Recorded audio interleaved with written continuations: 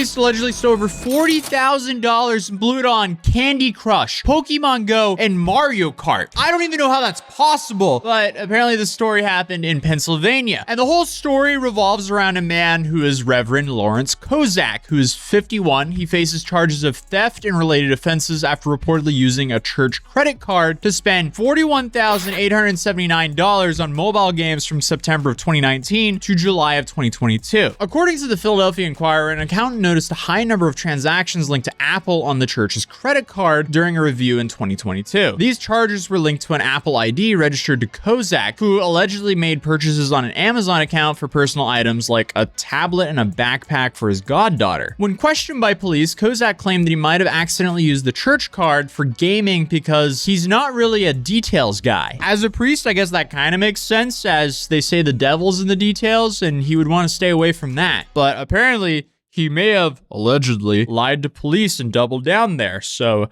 who knows? But the priest acknowledged using the card for approved expenses like streaming services and software, but suggested that he may have inadvertently charged game-related purchases to it. Kozak, he admitted to a problem with spending on online games and said that he was seeking help. The game he played included Candy Crush, Mario Kart Tour, and Pokemon Go. He also tried to offset some of the spending that he did on the church's credit card by sending $10,600 of his own money to pay off the church's credit card. This is such a bizarre story, and I feel like this church and the priests, they need to get a better picture of their spending. And that's where today's sponsor, Rocket Money, comes in handy, because I recently started using Rocket Money to track my spending better, and that definitely helped a lot because I found out I was using a bunch of streaming services I hadn't watched in a long time. And clearly a service like this would have been pretty helpful for this guy because maybe he wouldn't have stolen that much money for mobile games. But thankfully, Rocket Money is the personal finance app that helps you cancel subscriptions, lower bills, and manage your money better. The priest might have been a lost cause here, but at least it could have helped a little bit. But it was nice to get a breakdown of where every dollar is going in my monthly budget, allowing me to analyze my family's spending habits and create a custom budget that fit for everyone. So if you want to save more and spend less, you can join the over 5 million members using Rocket Money today by going to rocketmoney.com/Atozy, which is in the top description down below, and get started for free. And that will help you maybe not spend $40,000 on mobile games. But without further ado, let's keep talking about that. According to a TechSpot article, Kozak was placed on administrative leave by the church in November 2022.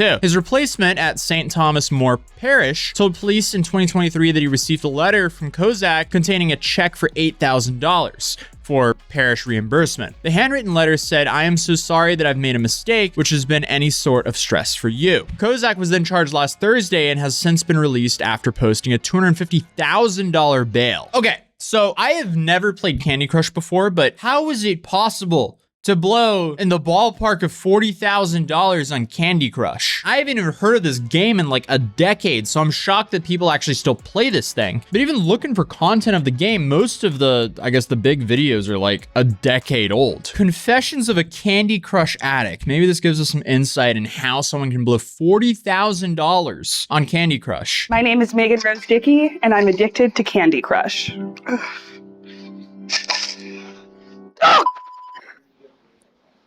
Dude, it is so old. She has like a iPhone 5S here. What's the easiest way to describe Candy Crush? Nothing can compare to Candy Crush. It's all about just matching candies in rows or in columns of 3. It's getting really serious right now.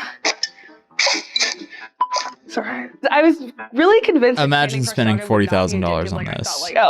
Like it's not going to get me. Like these people are just crazy. Next thing I know, I'm spending hours upon hours playing the game. 8 consecutive hours playing it. Yes, I admit that. I'm then up all night into, I don't know, maybe like 3 a.m. I think actually that weekend, well, yeah, I guess it was kind of around July 4th. Well, I guess that makes it a little bit even sadder. Yeah, my mom was not happy. In the span of 1 week, I actually ended up spending $127 playing Candy Crush Saga.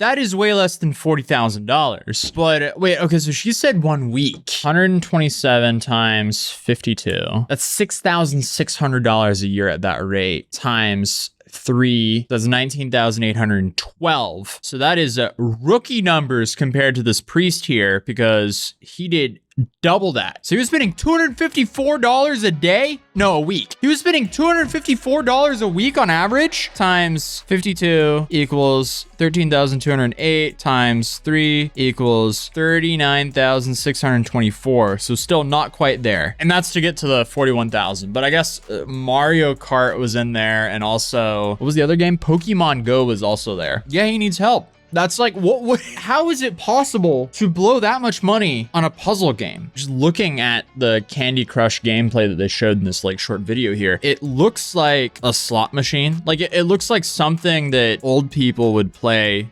at a casino in a very depressing and dystopian environment. It looks exactly like some of the slot machine games in Reno. Well, the problem here is there's no upside. At least with the slot machine games in Reno, there is a chance for you to actually, you know, get something out of it other than a dopamine hit. Is the only upside here a dopamine hit and I don't know, like in-game levels and in-game bragging rights? Because I don't think you can make money from Candy Crush. While you can't earn cash directly from Candy Crush, there's indirect ways to turn gaming into gains. Players can participate in online tournaments. Okay. So no, there's no real tangible way to get money out of the game again. So essentially they're playing for dopamine, which is so sad. Does she explain the transactions in this video here? And you can buy like 5 additional lives at once. Or let's say you just have like one more move, you might want to take out your lollipop hammer. But you're only given 3 lollipop hammers when you first start the game. And that's when you start buying a bunch of lollipops, just like smashing hammers like it's nobody's business. Yeah, I'm an addict. It's never ending. It's always something new. You could have to deal with like the crazy evil chocolate candies. Oh, I hate that chocolate. It just kind of always keeps you on your toes. If I were to like open this up right now, Jesus. So I have 50 seconds to hit like 50,000. Like you just feel like you're like kind of like going crazy. It's pressure. I could end up playing this game for the rest of my life, which is kind of scary to think about. But I kind of don't want it any other way. Tasty. Oh.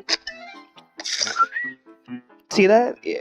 So they spend money to have more time to solve a puzzle or to get another life to try to solve this puzzle again to level up. Man, I'm confused, and this is coming from a person who has like tens of thousands of hours in World of Warcraft. So I am familiar with video game addiction, but this puzzles me. And also in World of Warcraft, like I haven't spent tens of thousands of dollars on that game. I've spent, oh man, how much of, oh man. So I probably spent $480 on the 4 years I played WoW. But in those 4 years, I think I easily clocked way over 10,000 hours because that was definitely a large chunk of my life. So yeah, very familiar with video game addiction, but I don't understand this. Not at all. I'm trying to put it in a way that I would understand this, because there is no universe that I would pay in World of Warcraft to be able to defeat another team in some arena. But here, they're paying to essentially solve a puzzle or to get another chance to solve a puzzle. I'm trying to understand what they gain from it other than, oh, look, I just leveled up. So I guess that's worth paying for. Man, I'm lost. I am so lost here. But what's wild is I found another article that was also a decade old. Like, this is an article from like 2013. How women blow $400,000 a day on Candy Crush. And that's a decade ago. I don't know when Candy Crush peaked. 2015. Okay, so this is still years before their peak. And women were blowing 400,000 pounds a day on Candy Crush. Unlike so many online games, it doesn't involve killing, fighting, or a strong male character or highly sexualized female characters. What's more, it's deceptively simple and fun. The rules of Candy Crush are indeed simple. Players move a variety of brightly colored sweets or candies around a grid to line up at least 3 of the same sweet in a row. Every time a row is completed, the lines explodes, making way for more sweets to drop in. With more than 400 different stages, each more difficult than the last, the more being added to all the time, players never need to run out of challenges. As a so-called freemium product, basic access to the game is free, but users must pay for premium services. Players aren't charged to advance through the first 33 levels, but after that it costs 69 pence for another 20 levels. Although it is possible to avoid paying by asking your Facebook friends to send you extra lives. Okay, so you're paying for more quizzes. So this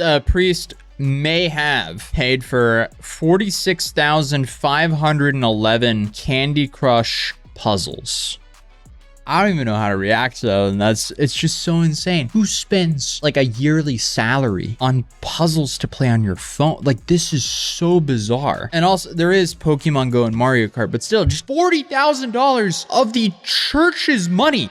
You're supposed to be a priest, and you're succumbing to this? Bro, where is the impulse control? The other bizarre thing is, like, why did he think he was going to get away with this? Did he just not think the church would check their financial records? The whole situation just doesn't make sense. But the Archdiocese of this church issued a following statement to weau.com in response to this incident. Father Lawrence Kozak was placed on administrative leave by the Archdiocese in November of 2022. His administrative leave followed a review of St. Thomas More Parish's financial activity by the Archdiocesan Office for Parish Services and Support. That review resulted in certain expenses and expenditure levels utilizing parish funds being questioned. The Archdiocese then referred the matter to law enforcement. Kozak was formally arrested on April 25th and charged with theft by unlawful taking, failing to make the required disposition of funds, and accessing a device he was unauthorized to. Father Kozak remains on administrative leave. Overall, this is just such a bizarre and sad story because clearly this guy ruined his life due to having like zero impulse control. But